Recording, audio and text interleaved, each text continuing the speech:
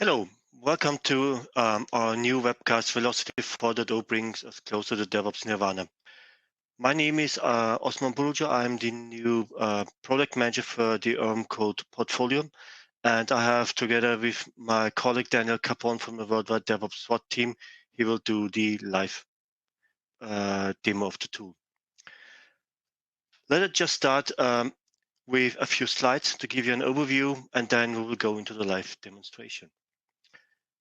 Before I start, I just want to talk a little bit about the IBM DevOps platform and how it relates to the idea from business stakeholders' ideas up to the end user value which will be generated. IBM DevOps platform is a set of tools which will help you to automatically deploy any of your software assets to any cloud, on-premise, or edge locations. We also do the automated testing for the full stack solution from shifting left and shifting right, all your testing efforts. And the third pillar is the DevOps data lake for your delivering your governance reporting and how to optimize your DevOps efforts. For that, I have provided a few slides and 3 points in it.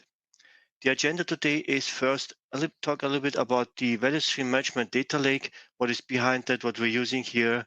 And the second part is how can we get then metrics out of it and get some reporting to be visible there. And last but not least, a major part of the whole thing is the agile release management, what we can do with it. First thing is the value stream management data lake, and a little bit about AI and machine learning. Here we'll just have a bit more in the demonstration later on. In these modern times, we actually have a lot of disparate tools, and sometimes all these tools are not only for the whole enterprise. It is so that a lot of customers actually have different tools for different projects, and all of them just generate data or try to get connected, and all this kind makes a lot of work to get that reworked, work to get the data out of it. What we here provide is actually so-called data-driven DevOps, where we have a data lake where we can pull or push data out of your tools into our database based on secure APIs and REST interfaces. And this will help you to see at first what is in a value stream, what kind of dashboards I can get out of it. Also pipeline orchestration and release management, which is the second part here, where we can orchestrate and automate back into the systems. Now, how does this kind of value stream actually look alike? We have here our great dot view where we just make your, let's say, dots, your issues, your pull requests, your commits here visible, and you can also see in which environment, in which state it is. What it means is that, for example, we have configured our value stream to have this stages like planning, development, deployment, and in maintenance. This means all our data can be mapped to these stages and filtered out, and then you see in one view where are all my issue tickets, where are my pull requests and my commits. Daniel will go more into the details, like for example, this view also helps you to have a lot more governance. We see, for example, in the development stage, a square, and a square represents, for example, a pull request, but there's no ticket assigned to it. Or a triangle, also in the development view, this means this is a Git commit, which there also is no ticket assigned to it. So that will help you with one view. First, are there any pull requests or commits which are not associated to tickets? Also, all these bubbles give you some meaningful information about what kind of tickets they are, also how long they are in a certain state, what kind of priorities they have, and also on. Dell will give you much more here in the detail in the demonstration. Also, you can design on the upper layer some metrics which you want to see right out of the data. For example, the lead time. This means the time which it average takes from adding a ticket into the backlog till it is released into the production, or the cycle time, the time which it takes from development into the production, or the build frequency, um, average build frequency, number of issued tickets, number of tests done, and all the stuff can be added here. We also have added a bottleneck detection, which just analyzes the data and gives you a hint that there could be a problem because there something happened in the data. For example, a lot of new tickets have been pushed into selected for development, for example, and this could generate a bottleneck for the further value stream down below. Okay. Next part is when we have now our data in our database, in our data lake, what we want to see is actually also not only the value stream mapping, what is happening here, we want to also have some metrics and reporting out of it. And the why is quite easy. The problem with all the separate data is they are great tools, but the challenge is when you have a Kanban board, um, it is separated actually from your CI/CD tool, and then your repository is separated, your um, artifact repository is separated, the deployment is separate. All of these tools, you need to get the information out of it and make it more useful for you. So this means it takes some time to get insights out of these separate tools so that you could answer questions like, should I release this code? Where is actually my epic? Has it been pushed into the test stage and all this stuff? Yeah. So all this question are needed to be answered, and with our with Velocity, we can get this data and make it into a visualized dashboarding system.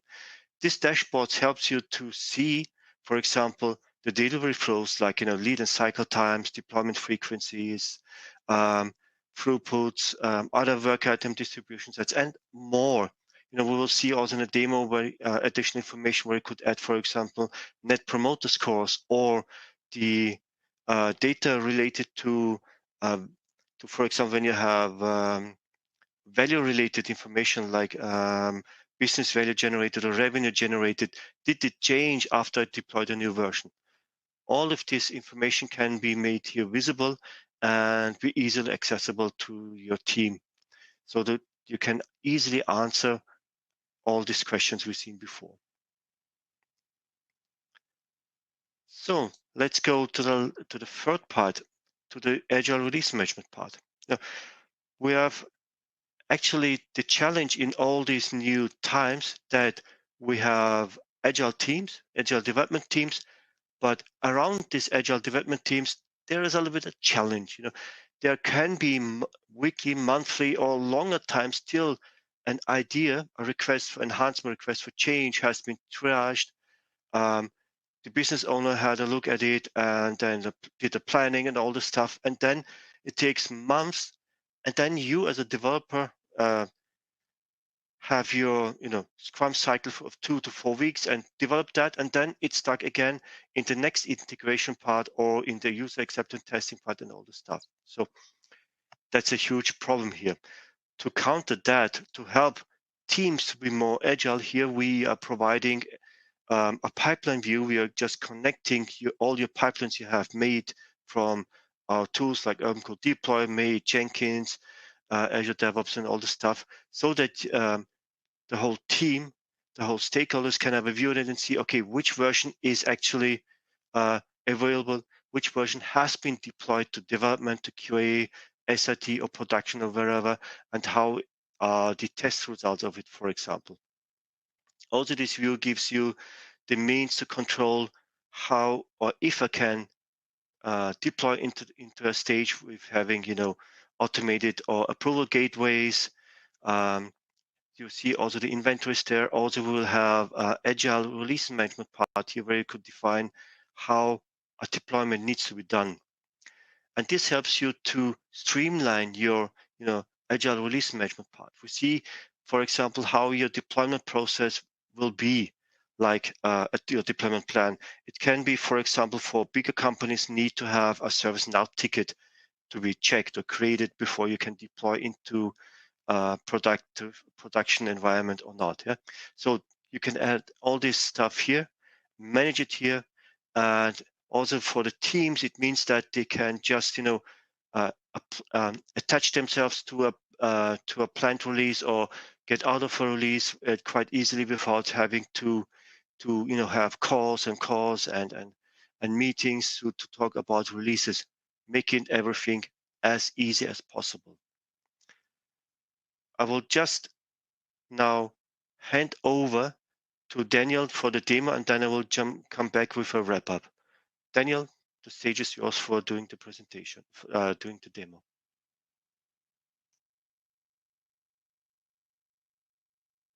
Thank you, Wes. Okay, so let's take a look at UrbanCode Velocity. And I'm going to start off, just pull up another couple slides here just to emphasize. I was talking about the data lake, and that's one of the key things to Velocity is that we're bringing all these separate pieces of data together into one repository. And what we do here is we normalize that. So a work item from Jira is treated the same as a work item from Rally, from TFS, and so on. So all those similar records are our starting point for our dots that you'll see in that value stream. And there's kind of four main parts that that Velocity does for us, and they go hand in hand with each other. So in my value stream view, it's really just a visualization of that information. And there's another one behind it called the swim lanes, and we'll look at both of those. But from the pipeline orchestration, again, back to that data lake, we pull data from many tools, but we can also orchestrate out, and that's where the pipeline comes in. So from the pipeline, we can talk to Jenkins or UrbanCode Deploy or Ansible or various other tools, and we can deploy a particular version of an application into a certain environment. And that's underneath that, it is a release. It is a mini release that happens. So that's in the release management side. And we'll also see in release management how we can create a enterprise release. And from the pipeline view, we can join that release. And again, as these orchestrations happen, as builds happen and deployments happen, that data continually feeds back into my value stream, and that's how my dots will move from left to right. So all the activity in those three main areas feeds into my insights and my reporting capabilities. Again, both the data that we pull from other tools, any custom data coming in, as well as the activities within Velocity, all feed into those reports, dashboards, and so on. And we'll take a look at all of those. So starting off with that value stream view, here I've got my value stream for a particular product or a set of applications that I'm working with. And what we're trying to visualize here is the work that goes from left to right as my development team works on things. So when things start off on the left, it is, in this case, I believe it's a Jira ticket, and we extract that various information from Jira and we can present it to you here. Now, every time we pull a piece of data, a commit from Git, a set of tests from SonarQube, whatever it is, we maintain the link back to that original set of data. So now I can just click on that data and it takes me off to Jira. So I can look at that ticket. Maybe I want to update that ticket. And again, if I update the status of it, the next time Velocity refreshes, that dot will move from backlog to, say, selected for development or something like that, wherever I put it next.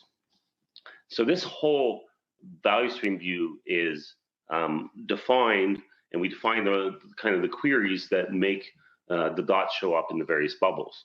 And we do that with our value stream editor. And currently it's a JSON file that we edit here, but we're working towards a visual editor as well. And also we keep all the history of the changes. So if I make a change, I can go back to the previous version. So again, I can see exactly what defines this value stream defines the bubbles, the stages, and so on. So a little bit about kind of the color coding and so on here. You'll see dots with a little red ring around them. That indicates that that item has been sitting for longer than average in that stage. So again, the data that came in here is a little bit old, and that's why we're seeing some of those stale items. We also have work in progress limits. So we can say, oh, in the in progress stage, you should really only have 5 items. It doesn't stop you from putting more in, but it's just giving you a warning here that you're taking on a little bit too much work at this stage. Now, the dots currently are viewed by priority. I can change that view to say, okay, show me by type. So I can see my bugs and tasks and stories. I can look at it by sprint. And again, the sprint should show me that these 2.1 and 2.2 or 21.1 and 21.2 are already in production. 21.3 is right behind it, and so on. So yeah, we're working in chronological order on our items here. Now this view, let me go back to the priority view because it's a little easier to see. Again, high priority items, lower priority, and so on. Now we can also sort and filter or filter this view. So I can say, okay, only show me my highest priority items, or say only show me bugs and my high priority bugs, or whatever you want to do here. So lots of different ways we can sort and filter this data. We have search capabilities. So I have a plain text search. So I can say I'm looking for an item to do with tax. Here's an item in selected for development, but it's actually this one over here that I'm interested in. So it gives me various information about it. Again, as that dot moved from left to right, we have our original JIRA ticket, but now we have a deployment into QA. We've got some static scans that were run. I've got deployment into dev was done 8 days ago. I have a build that happened 11 days ago. And again, remember, we maintain these links. So here's a link off to Jenkins to look at that build. I can go back to the GitHub commit that put that in and so on. Again, those aren't connected right now, but all that information is available there. And again, as we move from left to right, we get more and more information collected into that dot. I can do other interesting things, like, for example, I have a little bubble here for non-compliant work items. So I have a query that says if a work item skipped these earlier stages and went right into in progress, then maybe that's somebody sneaking something into work that maybe we should be concerned about. So that dot would show up here. So again, lots of different ways we can use this value stream to visualize what's going on in our development team. Across the top, there are some metrics. Again, I can add and remove metrics from here. All these metrics, again, come from all that data we're collecting from various other tools. As Oz mentioned, there's 2 key things that we collect over time as part of the value stream. One of those is the lead time. So that's defined as how long it takes to go from backlog into production. So from a business point of view, it shows me from what I would expect, how long I would expect for a new feature to be able to get into production and start to get value out of it. Cycle time is from a development point of view. So when a developer picks that up and starts working on it, how long does it typically take to get into production? And we also track the changes to that. And we'll see later on in the insights, we can look at over the last year, how this team has been doing on cycle time and lead time and things like that. So again, data comes from other places. We generate data based on activities within Velocity, and that's all available in the reporting side of things. Very similar view, but slightly different is my swim lane view. Same data, same dots, again, looking at the same way, type, release, sprint, and so on. But now we put it into swim lanes, so I can look at it by owner, for example. So I can say, I can use this in my stand-up meetings. So I know exactly what everyone's working on. I don't really have to spend a lot of time discussing it. I know exactly what's here. I know what's coming up next. I can see that, owners of that. I can, again, look at it by priority, by type, by release, and so on. So lots of information in this view. I can also collapse these as well. So maybe I'm only interested in the operations side of things. So from an operations point of view, I can see what's coming up. If I'm the business, I might want to focus more on what needs to be done. Again, lots of ways that we can view this data and visualize it. So from the value stream, so this again is really just showing our data. What we also do here is we orchestrate or go to our pipeline view.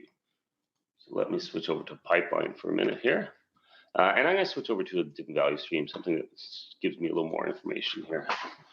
So I'm going to go to my branch banking pipeline view here. Now, so this is a view of a number of applications. They could be microservices. They could be a bunch of applications that are all released together.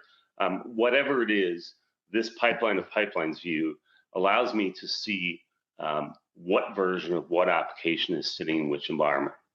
So it really allows me to see what's going on and making sure, in this case, that I'm not deploying builds of applications that have issues with them. And these issues, you can see they're red and green here. These come in because I have what we call gates. So that little gate symbol here for UAT defines the gates for this view.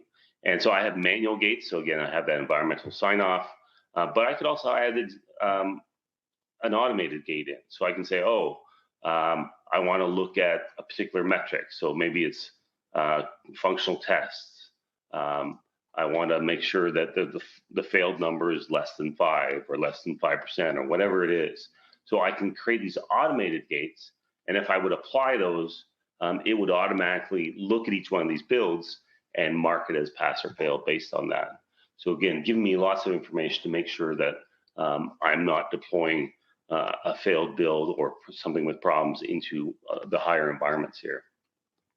So say, for example, if we look at KYC here, I have a problem with build 145, and I have a past build 148 sitting in my SIT environment. So I want to deploy that into my UAT environment. So I'll hit the deploy button here, and what it's going to do by default is say, okay, let's grab the latest copy from SIT for all my applications and deploy that. And if I tried to do that, it would tell me, okay, hold on a sec, you have problems with a lot of these builds. Either they're not even signed off on or they're failed. And I could actually override that and say, yeah, go ahead, do that, but I'm not going to do that. So let's make sure we get that build 148 of that one application into my UAT environment. So I'll select that and hit build. And now Velocity has gone off and it's doing a release actually. So and then a release here is controlled from a template. So there is a defined template for UAT releases, and it's in progress right now. So it's running a Jenkins job and it's completed. Now, this is based on a template. So I can go into this template and I can add additional steps into it. So for example, if I go back to my pipeline view here, I went the wrong way. We see 148s here now. Say, for example, I want to bring build 168 into my SIT environment. I'm not ready to bring it into UAT yet, but just into SIT. So again, I can click the deploy and I'll bring 168 up. Now, my SIT template, the default or the template that all these builds run off, has a sign off in the beginning of it. Because again, it's based on a template, the first thing that happens here is a sign off. So I have to actually approve that sign off. And once I do that, then it can kick that Jenkins job off. And now I've deployed that latest version into my SIT environment. So again, pipeline view allows me to control what version of application is in which environment and making sure with the gates that I'm not putting anything in that I don't want to. Now, behind the scenes here, we have the releases, and I've already created a release. So I have a 2.0 release here scheduled, and it's coming up for Friday at 6 o'clock. And what has happened here is a release manager has gone in and created this release as really a placeholder for other teams to join this release. So it's got its various things in this template. There's environments, VP sign-offs, and so on. So that's all there, but now it's sitting there ready for other teams to join that release. So if I go back to my value stream view again, and from my branch banking, I can join that release. So, and I do have some yes, I need to fix this one item first. So let's first get 168 into my UAT environment before I go ahead. Okay, so I'm going to deploy that in, and once I have that in, I'm going to then join a release.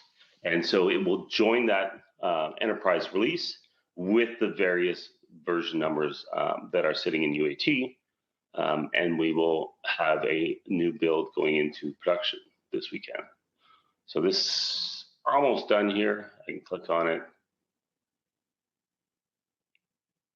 Okay, that's done. Back to my pipeline view, and now in my production environment, I'm ready for all the items there in UAT. So I'll now say join a release here. And I'll pick that 2.0 release. And it's going to pick up all the versions there in QAs, which that's what I want. And I'll hit join now. So now if I go back to my releases, we should see in our 2.0 release. Oh, and there was actually a link to it right there as well. My 2.0 release now has my branch banking added to it. And if I drill into that, you'll see that it has each one of my applications. It has a Jenkins job that it goes off and runs when it runs that release. So again, join a release scheduled for the weekend. Other teams out there can also join the release so that we are going through a standard process for our releases. Okay, so the last thing I want to show you was my insights view. And I'm going to switch actually to another environment to show you that one. Slightly different reports I've got created here. So in my insights view, I have various dashboards. You create your dashboards, you save them however you like them. You can modify these views, drag them around, change the date range on them, change the data sets. I can sort by application, by value stream, and teams. So again, within Velocity, we have teams and roles and so on. So you saw me deploying an application. Well, only I'm permitted to deploy those applications into UAT or SIT and so on. So based on our login, we can be parts of groups, and groups have permissions within the various applications and value streams. So again, there is governance in here, making sure that only certain people are allowed to do certain tasks, but we can each have our own dashboard to view these things with. So you can create your dashboard, save your dashboard the way you like it, and now every time you go in, you get to see your dashboard. So I'll step back to this business outcome storefront. And what we've done here is, what's nice about Velocity is we have the idea of a custom metric. So I can create any new metric I want, and Velocity has a REST interface where I can inject those metrics into it. In this case, we've got some business data coming out of an Excel spreadsheet or something like that, where somebody has run a little job that makes REST calls into Velocity. So we are now getting our sales totals, our shopping cart averages, our shopping cart conversions, and so on. So from a business point of view, I'm looking at various information here, new customer registrations. But as I scroll down, I can also see application information, uptime, for example, number of prod incidents. So again, this looks like we're going down. We're getting a little bit better here. We've had deployment. There was a prod deployment on September 8th. There was another one September 22nd. So are we seeing that map to customer attitudes in our application? And it looks like it is. So again, being able to map business outcomes to development outcomes really helps us see what's going on. We also have some reports in here. So our report view, let's take a look at, we have a state of sprint report, gives an idea from a story points point of view, what's going into this release, some past history on various different releases, how much work was done, some summary of each of these releases. I got some other reports here. I have a readiness report, which is a quite nice report. Gives me an idea of, am I ready to release this new version here? So it tells me what's currently in production, what's coming up, what do I have in my QA environment. I have a readiness score here. If I look at the readiness score, there's various different criteria for it and a score on those. So 2 of them are passing, One of them is pretty close, so we're at 93%, so it's not bad. The other two are quite a ways behind. So again, a concern here that maybe we're not ready to release this this week. We got some things we need to work on here. We can see how long it's been in this stage. Look at past deployments. So we're doing pretty good. 27 deployments, only 2 of them have failed. Some information about that new release that I have coming up. What items are in it, so I can again see what work was done in it. 4 stories and 2 bugs were done here. Who are the people on it? Various different quality data. I see here from my pipeline gates that I only have 1 of my 5 pipeline gates passing, so that would give me also some good information that maybe I'm not ready. And also some information about what's coming up. For example, here I have 3 high priority items sitting in QA, and maybe it would be a good idea to maybe delay this release a little bit so we can get these 3 in as well. So again, giving us a better set of data and information so we can really understand what's going on with our development teams and make decisions with data instead of just picking dates and going ahead with our deployments. So again, Velocity, those 4 main approaches in it. The idea is that we take these pipelines, we take our value stream views and our releases, and together it helps generate that data in our insights and in our reports. And with that, I will pass it back to Oz.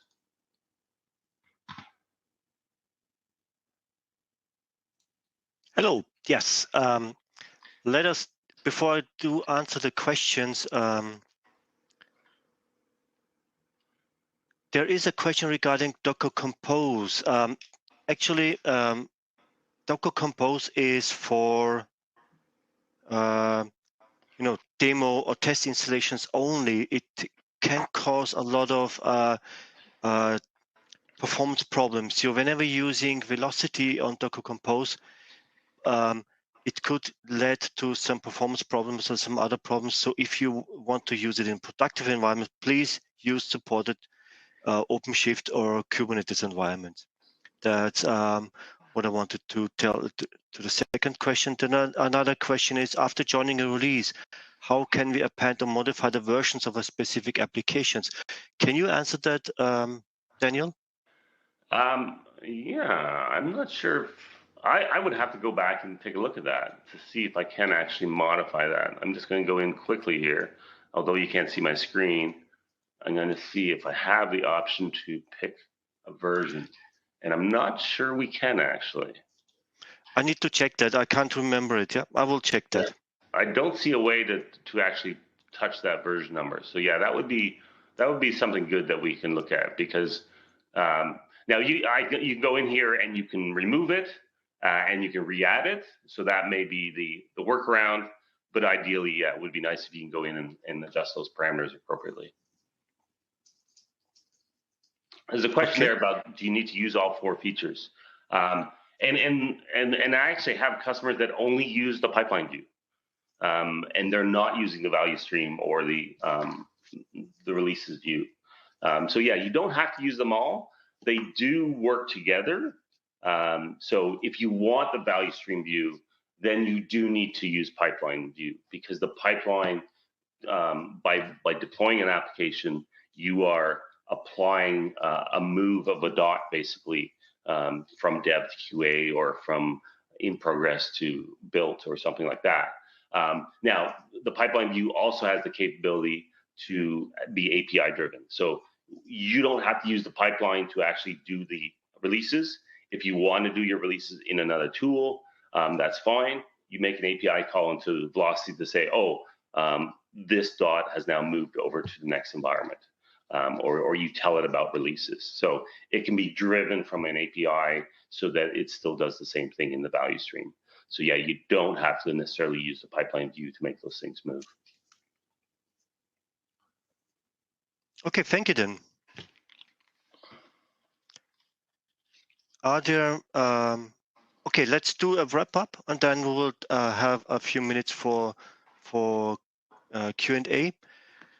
What we actually have seen till now is what the value stream management data lake does provide, and how these disparate tools can be integrated to help you to see what's happening in my projects, applications, in my programs.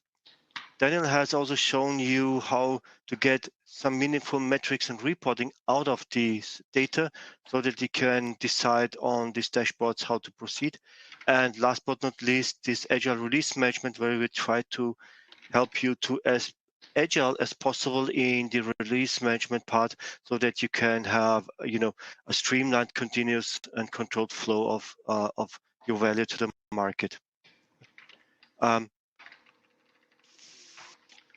Let's go to the Q&A sessions then. I have also some question here regarding how many integration does Velocity have and how often do you add integrations. Velocity actually provides out of the box several numbers of integrations. We have a plugin system where we can connect to several tools and technologies to get data or to manage data. For example, as we have seen that we have integrations to Jira, Jenkins. We have also integrations to test tools like SonarQube or the IBM Rational Test tools, for example. Here we have we see that, for example, all the plugins are available. The plugins are also in containerized form. We have a plugin SDK available, which you can get and write your own plugin for functionality that you just want to have, for example, for your homegrown tool, which we do not provide a plugin for. There's a huge list. You see that there is a Bitbucket, Cucumber, GitHub, GitLab, SAP, testing tools, and this just grows regularly with every few weeks and months. We just add new plugins to make Velocity even more powerful and even better for you to use.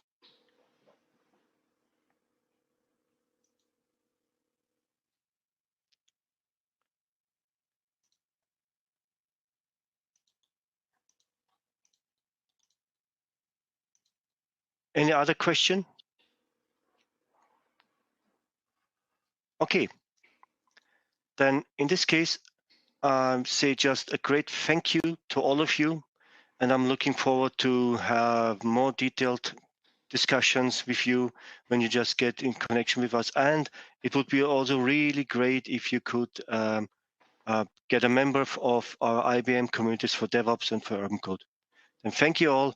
Have a nice day. Have a successful week.